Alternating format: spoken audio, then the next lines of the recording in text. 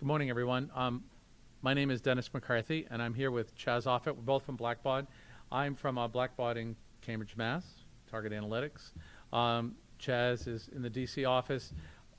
For a period of 7 years, Convio's put out an online benchmarking report. The report was started by Vinay Bhagat. Many of us in the room remember Vinay. He's gone off to do something else. Blackbaud made a decision to continue the report, and then with support from the folks in Austin with Old Convians, we've put this year's report together. So we're going to spend about the next hour or so going through the report. For those of you that are present, please feel free to ask questions at any point in time. We'll do our best to answer them. If you do have a question, either raise your hand, say it, I'll repeat it on here, or come up to the microphone. And the reason we do that is simply because, indeed, we're live streamed so that everybody out in the online world can hear us. So let's talk a little bit about the report beyond that Vinay started. The report is very similar to last year's report, except that we've added some sections. We've added some sections because last year we began to notice there was a real difference in performance by the size of the organization, that large organizations, in terms of usable email files, and small organizations behave differently. It makes sense, but we weren't sure. So the team that worked on this, and we'll talk about them in a little bit, began to look at by size of what we call email tier or band, and also by the amount of money that they'd raised online. And in today's review, we're going to cover some of the highlights of the report. The full in-depth report should be ready in a couple weeks. It'll get posted on the Blackbaud site. It's a long report. It's probably 40 to 50 pages. And if there are any data geeks, either online or in the room, the best part is the appendix. And I would encourage everyone to go to the appendix and drill down because there's lots of good data in there. The other part that we've done, and I think is important, is when we look at it, we've segmented it into by NTEE. It's a taxonomy, self-reported taxonomy that not-for-profits in the U.S. use. We also have segmented, and we think of it from the top down, but if you're a Canadian organization, you're separate, no NTE in Canada. Second, any not-for-profit organization where 80% of their revenues are raised through team peer-to-peer events. And then lastly, national nonprofit, what we call national nonprofit mailers. Those are folks who have more than 1 million usable addresses on file. They perform far differently than other organizations. And then we go into the 7 NTE categories. Again, very separate performance metrics. And last year when we looked at it, we saw some really interesting performance around food banks. This year, food banks are more normalized, and we've seen some other behavior. Chaz will talk to some, and the others you'll have to read about in the report. Let's see. Let me advance the slide here.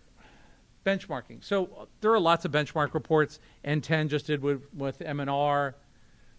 GuideStar does one. Network for Good does them. Convio did a couple. Blackbaud's done a couple. So the value of benchmarking, it goes to this chart in a sense. It allows us to look at how we're performing. Your organization is performing relative to other organizations. They're intended to be guideposts. No more than that, no less than that. You're going to see performance in here where you'll say, my organization isn't doing nearly that well, or, oh my goodness, we're doing 3, 4x than this. Fantastic. That's great. Again, the intent of the benchmark report is to give us an overview of what's going on in a given industry. Okay. Covered some of this. The key factoids here are, there it is, about 500 nonprofits, 16.8 donations, 4.2 billion emails, and about 1.1 billion in revenue raised. Now, the key factor here that we did on the team is you had to have spent 3 consecutive years on Convio's Illuminate platform. We used that platform because we wanted to standardize across a data set. When you start looking at different platforms, they all have different business rules around data. Now, hopefully next year we'll be able to pull in other data sets, but we've looked at that. So, and the intent here again is to, same reason we use median, is to remove outliers. The intent of this report is to be agnostic and to look at it so we're not seeing the variation. Our job, we don't believe as researchers and writers, isn't to talk about what the channel is doing or what's happening. It's merely to understand how we're changing as a function of time. When we look at the report, what's in here, I would say a phenomena has become clear to me. This would be my third year on the report, is that there are two large pillars. One is email, the other one is direct mail. And they very much drive each other. It's not to say that other direct response channels in the offline world aren't important, or that social, obviously, the M&R report, the beautiful infographic, social is enormously important and growing exponentially. But the real drivers now, it's become clear, and there's going to be an organization that's represented here called the Integrated Marketing Advisory Board, and they have a little awards event at NTEN. I was talking to one of the recipients, a woman who's at the British Columbia SPCA, and they talked about how they were able to leverage direct mail, email, and social to drive some peer-to-peer. Phenomenal results. If you go to their presentation, you'll hear more about that. But again, it makes the point to me as a person who's been raising money for a long time that what's driving performance is using the best of online to leverage what's happening offline. And that's how we make a profound difference. The last thing, and we'll talk about here, what the hell is a median? Okay, is there anybody in the room who doesn't know what a median is? Raise your hand. Thank you for not embarrassing yourself. For those that are listening, live streaming, so one of the questions often comes, and there was a great article in Chronicle of Philanthropy by Phil Buchanan, and he talked about methodology, that if you're going to publish another damn benchmark, could you please tell us what's the methodology? So we've got about 4 pages in the back of this report, not in this presentation, thankfully for Chaz, about methodology. So the big issue is beyond 3 years, we use the median, not the average. So if there's 10 organizations, we pick the value for organization number 5. Because you're certainly going to have large organizations, but we also have food banks, local hospitals, really small organizations. As I said, the band of less than 2,500 or less than 5,000 usable emails is large. So you don't want to be skewed one way or the other. So again, we use that median value. It sometimes makes our numbers not look as juicy as other people's numbers, but there's the intent to that. And the last thing, before I turn the deck over for Chaz to drive for a while here and talk about some of the things we learned, and also some great examples of organizations that have done a wonderful job online raising money, is to thank the people who helped it. First one is Vinay, who's now starting his new company, Trust Radius. But also, one other person, and I think he's listening, and his name's Brian Snyder. Brian Snyder is my alter ego, which means he's much younger than I am and much smarter than I am. But Brian's the data warrior who crunches the data, makes sure that this happens, so that I don't ever say anything that he doesn't approve. I feel like he's my mother. And Brian's the person who drives this. Brian couldn't be here, but I think he's in Kansas City listening. And so Brian, and then on the Austin side, there's a new person who's joined our team. Her name's Ashley Thompson. And Ashley is, I think every good writer has a good editor or someone to tell them that you can't say this. This doesn't make any sense. So Ashley is the person who tells me, you can't say that, Dennis. It doesn't make any sense. So I'd like to say thank you to Ashley and to Brian for putting up with this process. The whole report, as a matter of course, takes probably 300 to 400 hours to put together. And we've been working on it since right after Thanksgiving we started. Hopefully, as I said, it'll be out in 2 weeks. It'll be available to folks to digest. So on that, I'd like to turn it over to Chaz. I'll wrap it up in a little bit, but he's going to, again, walk you through some of the key findings, some of which are very consistent with what you've seen with the M&R report that came out recently and others, and very consistent with our report from last year. Again, if folks, I don't think we have a way to take questions online, but if there are questions in the room, please let us know. We'll take care of them. Chaz, I'll turn it over to you. Let me get out of your way. There we go. Great. Thank you, Dennis. And good morning, everybody. So the plan for today in the next 30 minutes approximately is really I wanted to start high and then get a little more granular as we move forward with some examples. So to start off, we're going to look at some key findings, about 4 key findings from the report itself. And email and traffic being sort of the starting point for many organizations, of course. What we've seen, double-digit decline in sort of email traffic, but registration rate has stayed the same, approximately 2%. So that's registration rate, the number of emails captured online or on your websites. Now what's important here is despite that decline, we're seeing growth in email files. So the house files are growing. Again, we're going to get a little bit more granular around those particular items, but want to start high first. Fundraising, it's the key findings around fundraising. So thinking about this, again, we're seeing growth in fundraising, consistent, as Dennis mentioned, some other reports, roughly around 11.6%.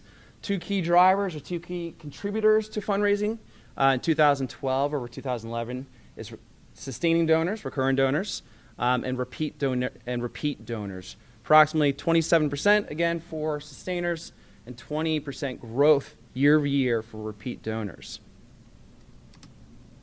So email performance, and this is a tricky one. I think a lot of reports hone in on it, and we're, again, going to explore a little bit further what the implications are for organizations. But overall, we see email stay relatively the same. So there's minimal change in open rates year over year. What's important to note here in thinking about your own organizations or your own performance is, of course, the double-digit decline in click-through rates. So we are seeing sort of decline performance in click-through rates and on par with response. So response rates, and there's a response to email appeals, fundraising appeals, approximately 18%, almost 19% decline in email response rates. Lastly, and kind of rounding out sort of the key themes to the report itself, is advocates and advocates who donate. Just a quick poll, and those are in the room. Who has advocacy within their organization or, okay, great. So it looks almost about 2/3 of the room. Fantastic. Well, think about your organization, and as far as what we see and what we've seen in 2012 or 2011, is that the number of advocates on file have increased. This is a good sign, but not at the rate of overall email growth or house file growth. Now, what's really important here, and I think it's the takeaway and suggestion for many organizations, are investing in that advocate to donor conversion. We're seeing growth on those advocates who donate, approximately 12% of those who donate year over year.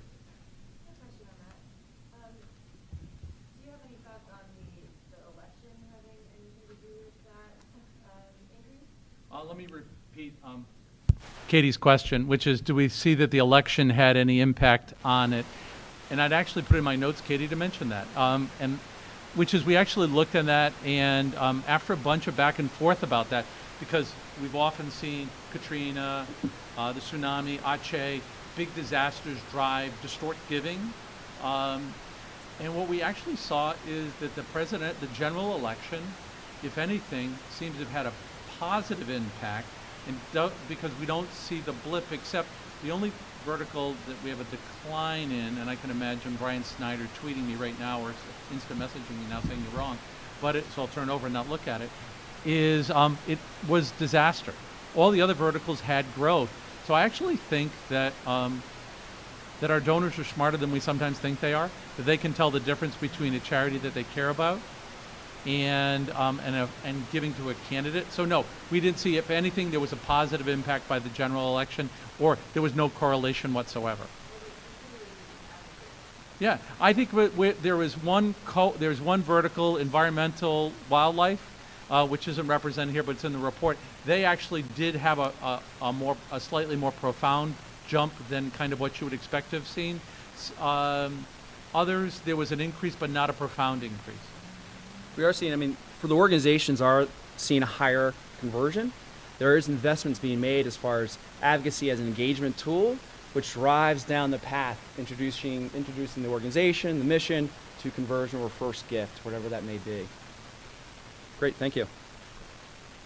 All right, so now we're gonna, big picture, now we're gonna dive down to a little bit more granular.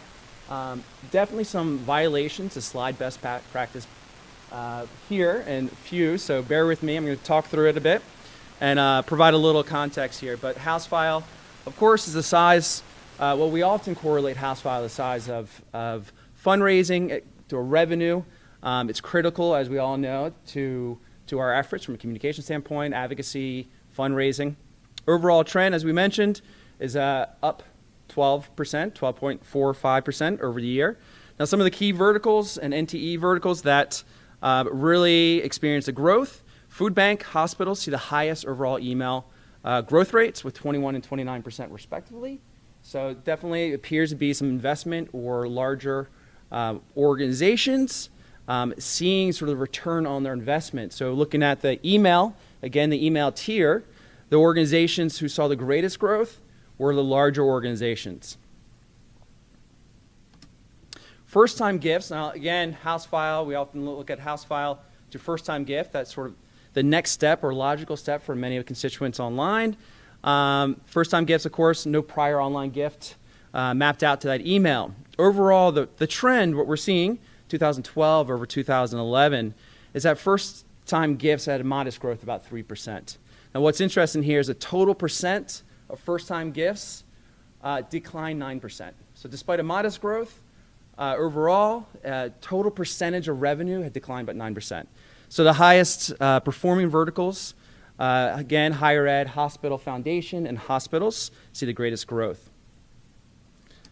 Thinking about that and from an organization standpoint, as far as how we capture email, how we cultivate a new supporter to become a donor or make that first contribution online, Holt International is a great example here. A very simple tactic in the sense that it's a light box overlay on the front page to highlight National Adoption Month.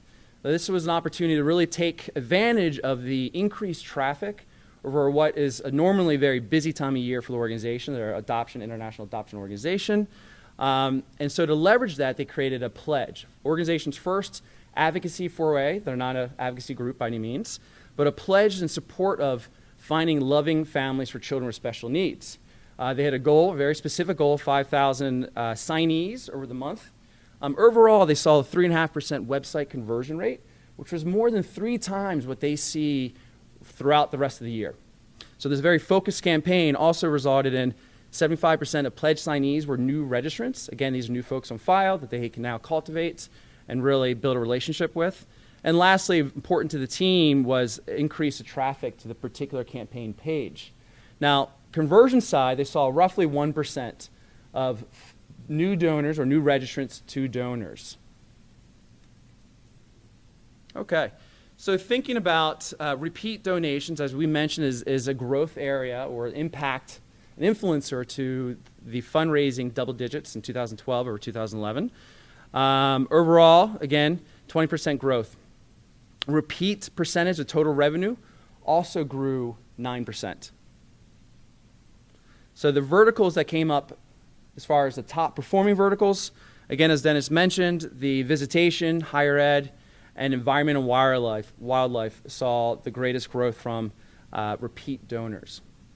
I mean, I think that's what's interesting this year, when I referenced before about food banks, is this year what really kind of popped, which was interesting to me, I don't know if other folks have seen it, was increased giving around higher ed, hospitals, hospital foundations, which is its own separate cohort, and then organizations that are Jewish. And then there are other things like occasionally environmental will pop or food banks would pop, but it really shifted away. And last year we rationalized food banks around, we're in a recession. People are going to give locally. They can see the impact.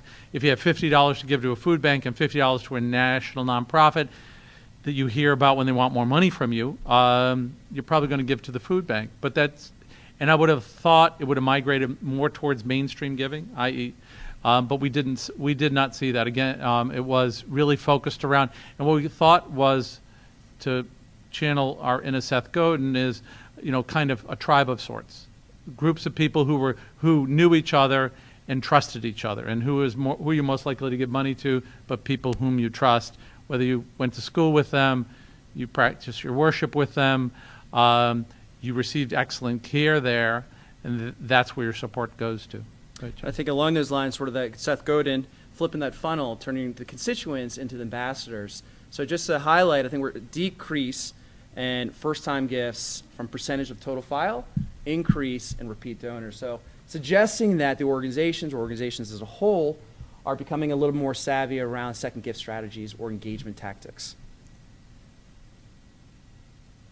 Okay, and along those lines, when we think about repeat gifts, we're thinking about largely engagement, right? So donors need a reason to give. And so as organizations, we think about how we can provide those opportunities that are more than just mission critical or more than just mission based. It's creating those engagement opportunities throughout the year. Example here is National 4-H Council. they actually launched a Text to Give campaign. Now, the Text to Give campaign was along the lines of, you make a $10 text contribution to 4-H, it counts as one vote for your local 4-H. And so the winning state, the local 4-H, that had the most votes, received a prize or contribution from a corporate sponsor. So again, engagement to help drive loyalty and create a second gift opportunity for donors. Yes?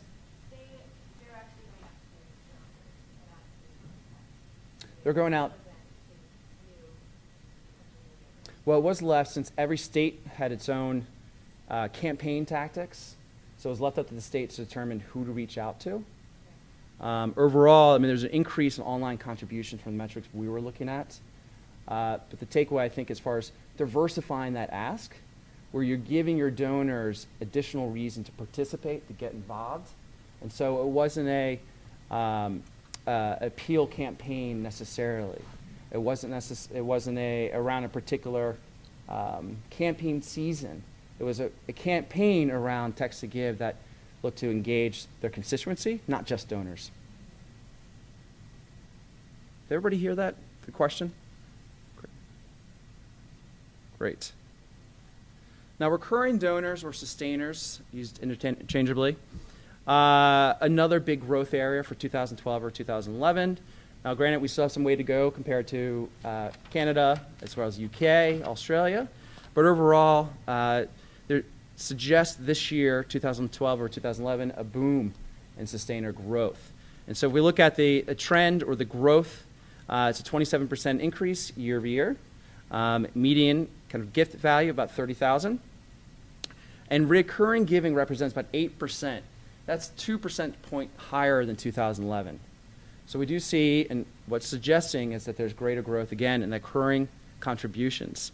Now, verticals that, again, had the best performance in 2012 or 2011, association membership, higher ed, Jewish, and performing arts. Now, what's interesting, thinking about this, is email band, again, thinking about the band greater than 2,000, also had the greatest increase, upwards of 48%. So the larger the house file, more potential for conversion, first-time donor, donors. Also, along the lines of revenue, we see that those organizations with higher revenue, greater revenue, suggesting more sophisticated, mature programs, also had a higher growth rate, about 52%, upwards of 52%. Now, thinking about that, I think one, we can hypothesize and rationalize a lot of the trends, and that boom I mentioned around sustainers is evident, I think, in a lot of the papers that we've all read, but also programs defining what their sustainers programs are about. And so an example here is Metropolitan Council on Jewish Poverty. They looked at, first of all, an investment in their program, really defining what circle of giving meant. Not just the program, their monthly donor, become a monthly donor, giving it a name, creating a sense of belonging, what it means to be a member of this group, and then actually associating benefits. On top of that, what they looked at is some tactics to help drive that cross-sell conversion. The example you're looking at here is a Lightbox overlay from their donation form. So somebody, this is a one-time donation form, somebody puts in $100 contribution, one-time contribution. They hit donate, they get a pop-up that says, thank you very much for your contribution. Would you consider becoming a monthly member at $10 per month? $10 per month is higher than $100, of course, in a one-time giving. So it's an upsell tactic. End of the day, their new sustainers had grown.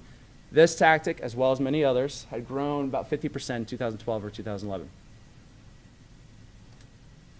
Now, looking at this again, building the program, what's next, the tactical roadmap that the organizations create as a result.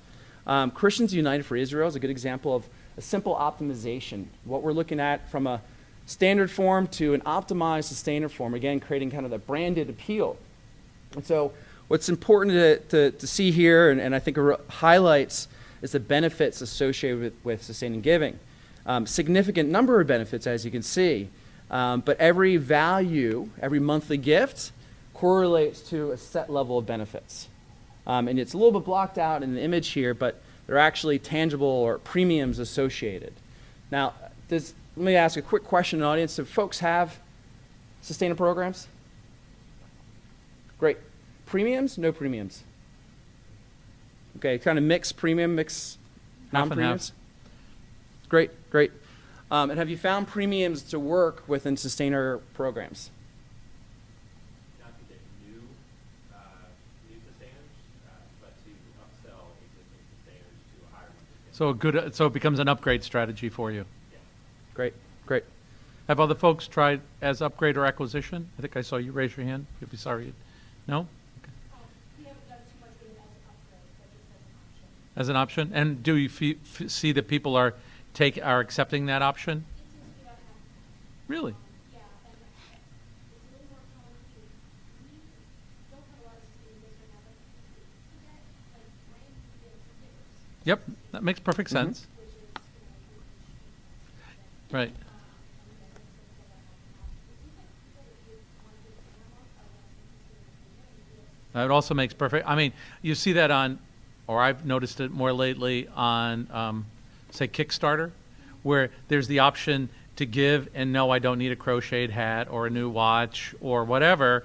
I just want to give to support the organization. So I do think that you'll find that people who are passionate about your organization don't need a thing. We all have plenty of tote bags and umbrellas and books and note cards and whatever. So it's interesting that you test as an upgrade strategy. That makes good sense. And do they get a better premium if they upgrade higher? Yeah, I mean, we've tested a few kind of Mhm. different, increasing the value Sure. of premiums. And we've actually seen kind of there's a sweet spot where if they were considering a gift that may be 10% higher, the premium has actually picked them up a little bit more than like a 25% higher than what they were giving. So yeah, we've seen a lot of success in kind of that tiered premium approach too. That's great. And I think just Oh, we have a question in the back of the room. Yes. yes. I'm going to try and speak louder so that That's all right. I'll repeat it anyways. Don't worry. one of the things KQED, the public radio station in San Francisco Bay Area, has started doing, which I don't have numbers, but I know is really effective, is they gave people the option of instead of doing all the premium gifts you get when you subscribe to a public television or a public radio station, they would make a donation to a local food bank, and it's varied year over year over which organization they made the donation to, but they saw a pretty significant amount of people choosing that option instead of getting a new tote bag and Right. a hat or something similar, and it's a win-win because you're Right. going out. It's like an inverse matching gift. So the question, can you repeat the question in the back of the room? Actually, it was more of an idea or statement. I understood it to be as far as the allowing donors to choose how they'd like to kind of spend that premium. Yeah. So it would be whether or not to receive a tangible item or to use those funds and to have the organization spend it locally. Did I capture that correctly? Great. Good. I think that's a really good point. And as I was brought up a little earlier, testing into it, and I think that donor choice being a big part of that. And I would say, that the sustainer programs, we often think about premiums as very tangible items, fulfillment, horrible thought as far as costs out. But thinking about premiums as far as sustainers and major donors potentially as access, content, thinking about where I've had a client, or we've had clients that actually use sustaining or calls for sustainers with the president or CEO, executive director of the organization. So it's not just tangible goods that donors are looking for, it's also access, that dialogue, that conversation as a result. And so I think, as you mentioned, testing into it being a very important part of acquisition, but finding out what is the right benefit and level of benefits for your donors. And they don't all have to be tangible items as far as tote bags of sort. Yeah. I mean, we've seen with some not-for-profits in Canada that they've done exactly that they've done live stream conversations with chief scientists, program staff, that they're inviting their major donors and now their monthly donors too, to give them access to that. Because when the notion of recurring gifts started many years ago. The idea was that it was a special giving club back in the day when there were giving clubs. And we've gone far away from that. Now it's just another way for us to get more money to upgrade you and get more money. So the notion that we would acknowledge and treat people differently, I think, is important. I think Katja Andreessen, in her blog post this morning that we all read right after the agitator, noticed that reminding us to, I think it was Penelope Burke said, to thank people and thank them, recognize them as being special for what they are. And I would say the same is true. Absolutely. Great. All right, transition from sustainers into email performance metrics.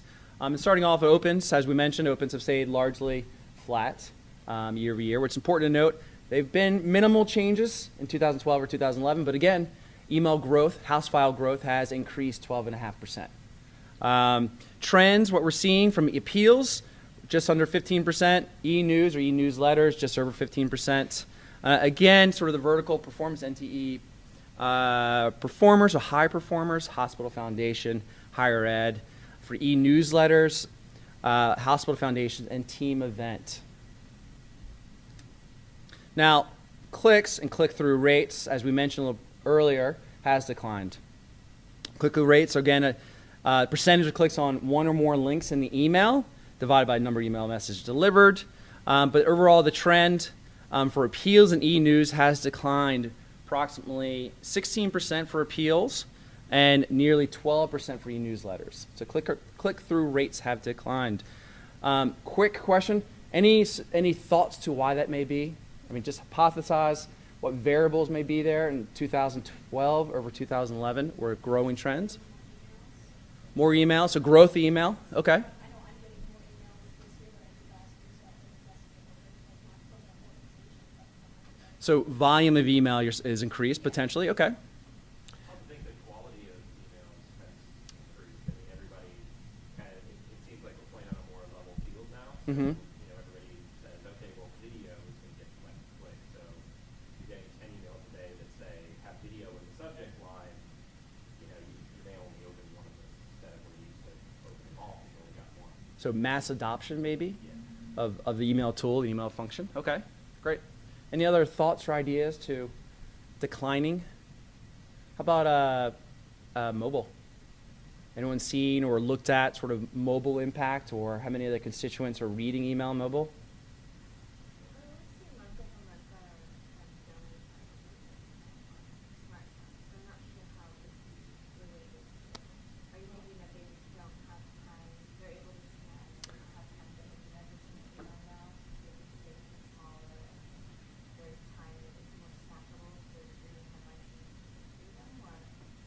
Well, it's a good point.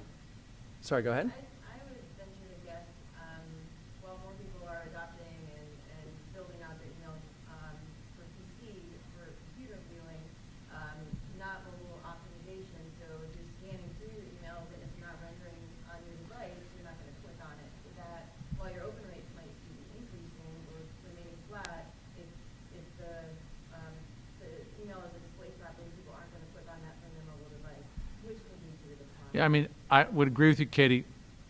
I try to get a lot. I mean, I subscribe to anything just so I can see what's going on both not-for-profit and commercial. And I find that there are not a lot of not-for-profits who've redesigned they have a mobile site and or their donation page or action page is designed properly. In fact, I got a lovely postcard from a very large healthcare charity that my wife has supported, asking her to go to an event, and there was this big QR code. Now, I'm not a fan of QR codes, but that's somebody else's session. So I clicked on it, and it took me to a form that wasn't branded to the organization that I had to click through 5 levels, and after the second click through, I'm like, delete. Other than this will be a good story to NTEN, there was no, I was like, I wasn't, if there had been a quick, simple page for me to go to, it was simple for me to understand, I might have engaged with it more. So I do think it's a design issue. And I would ask the folks here and online, do you have a mobile site? And are all of your action pages, donation pages designed for mobile? And if they're not, you could look at any study that says that the adoption of mobile and the drifting away, you don't want to be Dell, the drifting away, or Intel, drifting away from desktop is happening, accelerating rapidly. So if you're not on a phone, on a device or a tablet, you're going to see exactly that. They'll open it and they can't render your. Yes, young lady in the back. No, that would be me. Isn't our ability to, track the opens based on them actually fully rendering the email? And so isn't it possible that some people are checking on phones and just not getting it, not, knowing that they opened it? No, I think it renders that once it's opened, it's open. So if you go back to your desktop, it shows it's opened. Unless I'm not answering your question correctly. Yeah, my understanding was that how we know they opened it was based on it loading a certain. No, that was, you know what, that was a question we had going on inside for a little bit because that was our initial inclination. And last year when we saw the beginnings of this, was the fact that the open on a mobile didn't track it correctly, and there's still some conversation. But our best understanding and look at the data is that that's no longer a factor. I would have said last year, absolutely. This year, no, we don't believe so. We believe it is more, as Katie said, the person next to you, that it's a design issue as much as anything else. Yeah, and the issue isn't with the open rate, it's more with the click-through rate. You will open it, but then once you see that it's not rendering properly, you're not going to click. I mean, I think everybody has a behavior of you're kind of scanning through, deleting things from Yeah. your phone, and then you mark unread what you want to look back on your PC later. But if you can't even see it on your phone, that just gets deleted and you're not going to click it. How about as far as anyone test timing of email?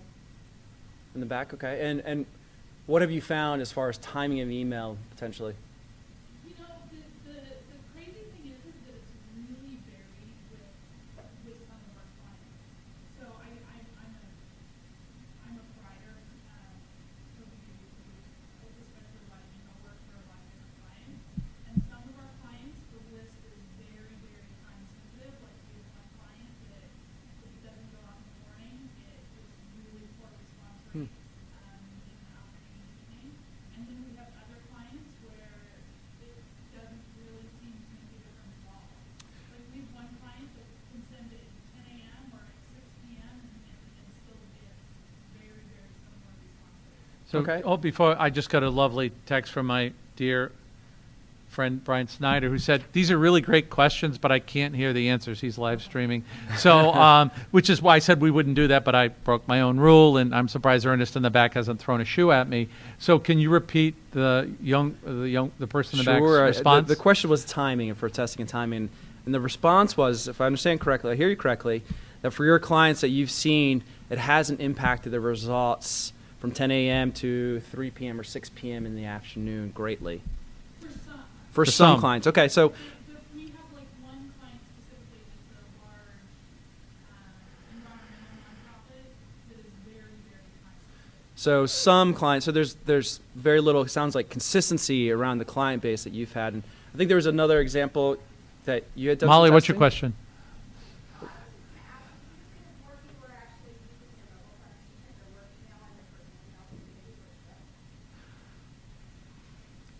So what was Molly's question, Chaz? Repeat it, because I know they couldn't hear it out in the blog. The question was whether or not people using their smartphones to only check work email. So work and life is sort of meshed. Well, we'll do a very quick non-scientific poll. How many people in the room have a smartphone? Raise your hand. I want to see anyone. Okay. Of those people, whoever, keep your hands up, please. So for those That's of you who can't everybody. see everyone, it's just about everybody.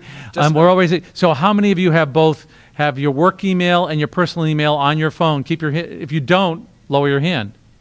Okay. So the non-scientific study has said 100% of the participants in America have, and I'm the same way. I have all of my email is on one device because I'm in the airport waiting to land someplace, and I want to see what's going on at work.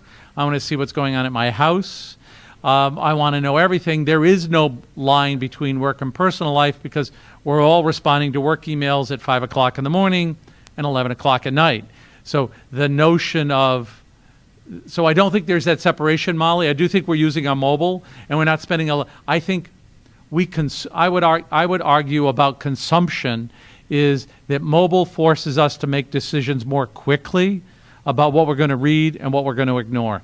Because we all have, there's, 52 channels and nothing is on, and we've got all this email and nothing to, that was an old school reference for any of us old people out there. and we've got have to make very quick decisions.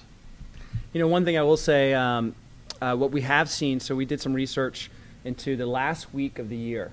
So most likely, or typically, the highest volume week of the year, December 26th to the 31st.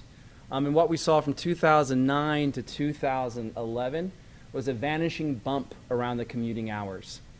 So the commuting hours between approximately 6 a.m. to 9 a.m. And if you're like me to some extent, it's a weeding out period, deleting what's on my phone before I get to work, to Dennis's comment.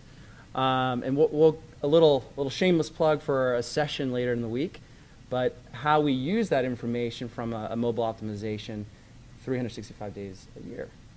Nancy? I was gonna say, are there clients who break down their email list based on geographic regions? For instance, I would say target all metropolitan areas during commuting time with most whatever percent paid public transportation, or target their different demographics based on time that they think that demographic is reading email. Has that ever been done? Can you repeat the question? Now we're getting tweets in saying we love your session, but we can't hear these really excellent questions. I think the question then, Nancy, if was along the lines of segmentation and sort of segmenting your file. Have clients segmenting their file based on geography, past action, past involvement, engagement, and are they seeing a bigger bump, whether it's commuting hours, non-commuting hours? Is that correct? And has it ever been done where you send emails not based on when is the best time, but when is the best time for that user? Not in a mass. So maybe one email will go out however many times in a day based on when that particular group might So have clients or organizations personalize their email based on behavior around time of day. Well, someone's in California. Right. East Coast, at 10 a.m. maybe slowing that down so that they get it rather. If you have a question, really come up and use the mic if you can. Anytime, that'll really help so these guys don't have to repeat so much. But it's a shy group, Ernest, so I'm not sure that we'll get them to do that. But for those of you that feel dramatically inclined, your chance at the mic is now. So if you have a question, but if you'd rather not, we'll go with raised hand and repeat the question. So yeah, the multi-channel approach is working between email and Twitter. We're getting lots of great questions. So I think just the behavioral segmentation, I think, is a really good point. And thinking about that from your audience, one organization I'm thinking in particular, a heavy advocacy organization, actually segments based on the actions they send. So a lot of their environmental work is in the West Coast, and so they're an East Coast headquarter. So they'll send based on sort of West Coast timing and sort of preferred timing for action based on previous actions. Great. Well, let's continue. I'm sure we'll come back. Oh, there's a question. I'll take the mic. So I just have one comment. Oh, we thought you were on leaving. Listen. There was actually a recent article from eMarketer, and it was focused on mostly commercial, but they were mentioning they were seeing really increased opens and click-through rates between 8 p.m. and 12 a.m., as well as transactions. That combined with kind of the multi-screen behavior these days while you're reading your email and watching TV when you get home after work, they're seeing much higher transactions on retail purchases in those hours. So that I thought was a pretty interesting, not sure how that would translate in the nonprofit space, but an interesting point. But then to caveat that as well, I feel like with these email timing and subject lines and different testing you do, it's very, very trend focused. So what might be working for a short term, then everybody catches on and everybody will send their emails between 8 and 12, and then that'll die out. So I think kind of monitoring and staying ahead of the trend is important. I think it's totally true. Let me jump on that. I was going back and forth with Brian about that, about timing. And the word he used, which I think is a beautiful word, is that timing around email sends has been arbitraged. You know, there are billions of emails going out. I mean, Blackbaud on one platform over a course of 1 year, 1.1 billion emails. It was a comparable amount to what M&R had. So there was so much traffic out there. We only are getting more and more email, not less. So I think that we've all, and that's just on the not-for-profit side, the commercial side as well. I mean, I think that it's now become almost gamed. There's an algorithm that drives best response rates. So I think that you have to test into what works best for your organization. But I've seen certainly 8 to 10 in the morning, around lunchtime, and then either right before or right after dinner, depending on whatever time zone that you're in. So it makes perfect sense. Ideally, our bosses wouldn't like us to be emailing our friends at 10 o'clock in the morning or at 3 o'clock in the afternoon because we're supposed to be in a meeting. And I think just on that real quick, I think what we'll see in 2013, at least my hunch is that we're going to see a greater number of click strategies. Yep. And so less open rates, maybe sort of segmentation based on geography, past interactions, more on behavior. So if you opened an email, you may see an additional email. It's a tried and true tactic for the for-profit sector. If you behave in a certain way within communication, you may receive a follow-up communication, a follow-up messaging. So acting on what you know at the time based on the volume of email that we all receive. Okay. So just to close out sort of email metrics, we mentioned response rates. Again, as a key driver to the larger kind of direct response channels, response rates, the median had declined nearly 19%. Only hospitals actually saw an increase in 2012 over 2011 of nearly 4% response. Now, across all tiers, there were declines except one of the larger tiers, 750,000 to approximately 1 million email band, which they saw a significant increase of 21% email response rate. Now, that may be sort of doom and gloom, or at least email for most part. So the question, of course, is, well, now what? What do we do? What do we do with this information? We sort of pontificated what may be the cause, what we're doing to respond. I've got a thought here to kind of run by, and I think where this conversation is going is a good one to have, the discourse we need to, but it needs to be shifted. We need to move from metrics, purely metrics as an open rate click-through, to engagement, constituent engagement. As Dennis mentioned, that the report itself, online reports itself, are tools to help inform the health of our program, measure the impact based on our peers.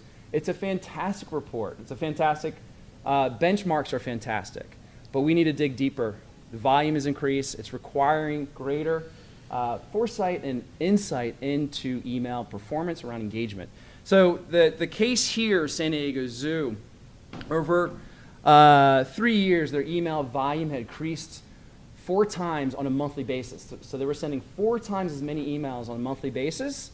Naturally, the question arose from various individuals or organizations, well, are we sending too many emails? Too many emails impacting the overall or compromising the overall results. And so, again, this is one slide that violates every best practice in slides, so bear with me. We looked at the constituent level, not message level, not messages being sent, but constituents who receive messages. Big difference there in the sense that we're looking at interactions by constituent, not messages sent to constituents.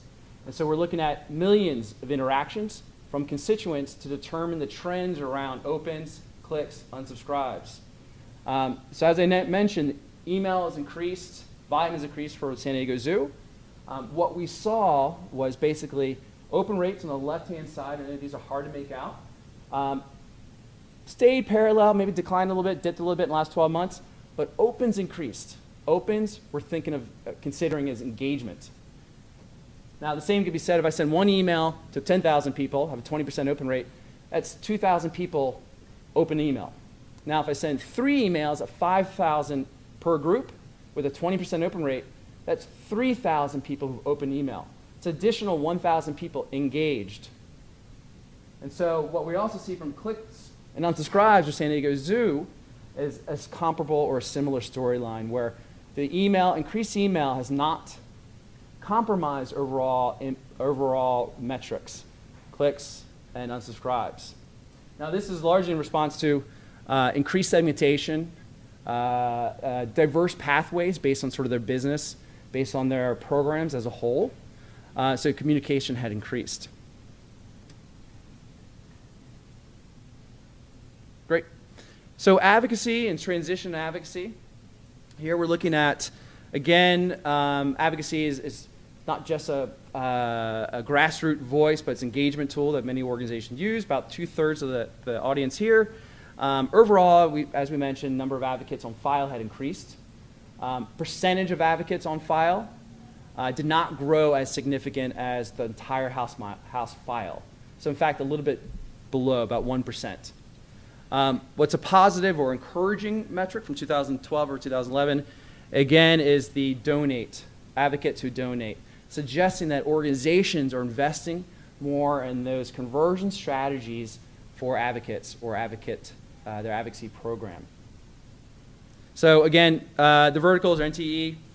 Those that perform, the strongest performers, of course, the Jewish, not of course, but the Jewish organizations see a nearly 30% increase of advocates who donate. And environment and wildlife and higher ed also seeing significant growth over the average from 2012 or 2011. Now, a quick example here, and I think, is everybody familiar with PETA? Anyone not heard of PETA before? Okay.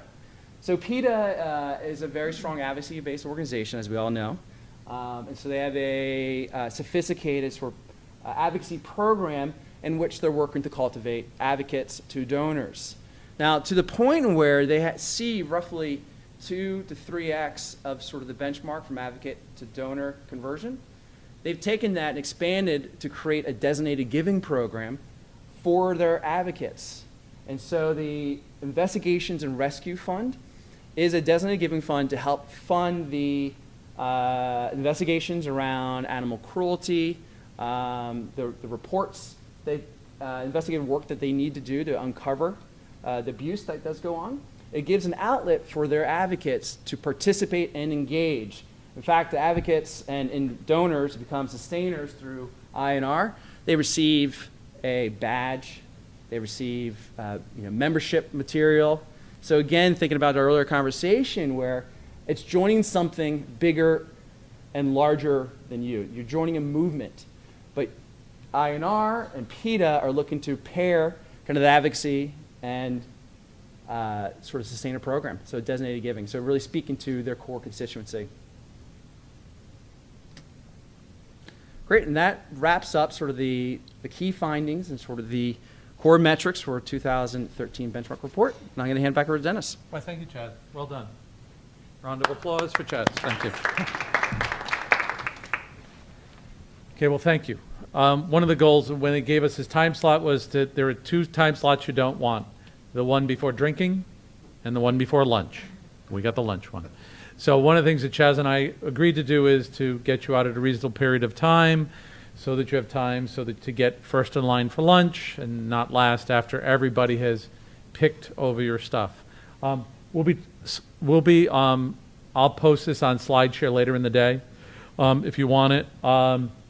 So one of the things when I present, and I'm fortunate enough both at Convio and now at Blackbaud to get lots of opportunity to present. Now that does mean that sometimes they send me to South Dakota, but you can't pick. Although I can now say can scratch South Dakota off the bucket list. I've been to Sioux Falls. So if you ever fly into Sioux Falls, you don't need to rent a car. You can walk out of the airport 2 blocks to the nearest hotel. I rented the car and I'm like, wow, I could have pushed the car. Anyways, enough about me. So homework. I think that what's important here is the first article is from Harvard Business Review. And one of the things when you look at benchmarking, it's inextricably tied into big data. I hate that phrase now. It almost gives me hives. But the notion of data and how we compare what we're doing, what the impact is, and what are the choices we get to make. So the HBR article talks about really beyond benchmarking to think about content and to think about strategy. The worst thing that could possibly happen would be to ever use anybody's benchmarking report, least of all ours, to make decisions. It's a comparative tool to show your board how you look and how you stand. It's to provide guidance, no more than that, no less than that. So HBR is great, but McKinsey puts out some great stuff. Bain puts out some great stuff. Wharton School puts out, they all have really great blogs, both about benchmarking occasionally, but oftentimes about data and how to use data to drive strategy.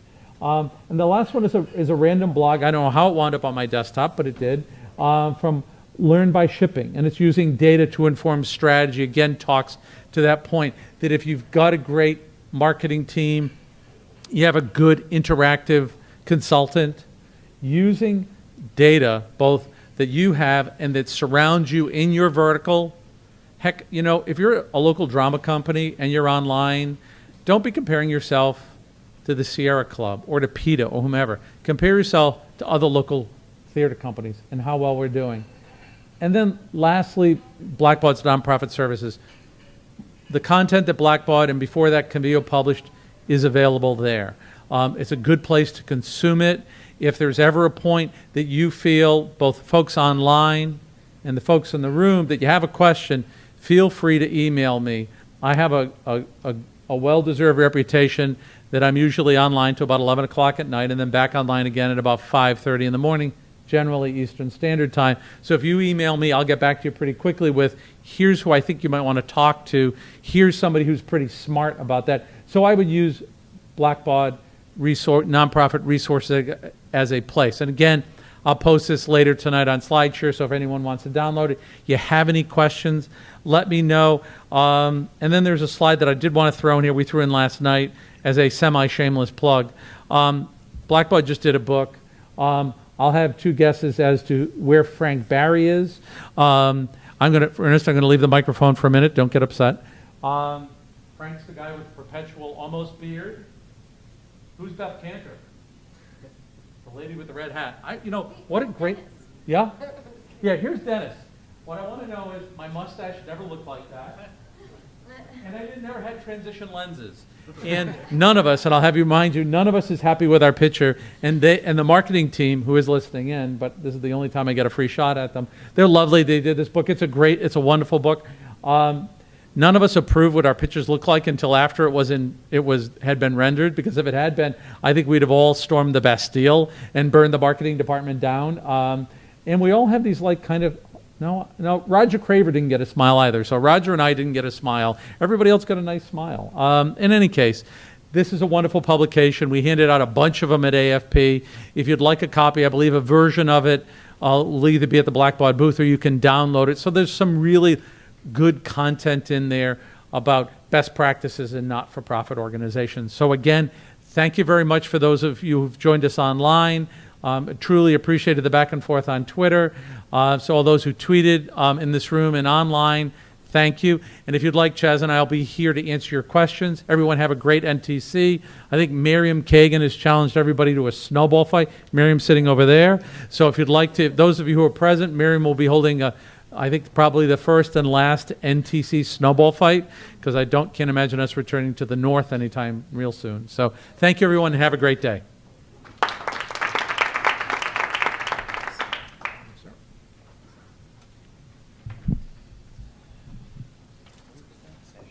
Well done. We actually have more time. I think we could go to the 12. I think it was 10:30 to 12, and we did an hour instead of an hour and a half. Which is the schedule on mine. See if there's anything left on Twitter. I've got the app too, but it's not just useful for looking at other. It's 1:30 in Duluth. Oh, some tweet. Quite a few tweets. See the link? Symphony, Yes, World Vision. You do a ton of work with us. All parts of Blackbaud. That's right. I have a question.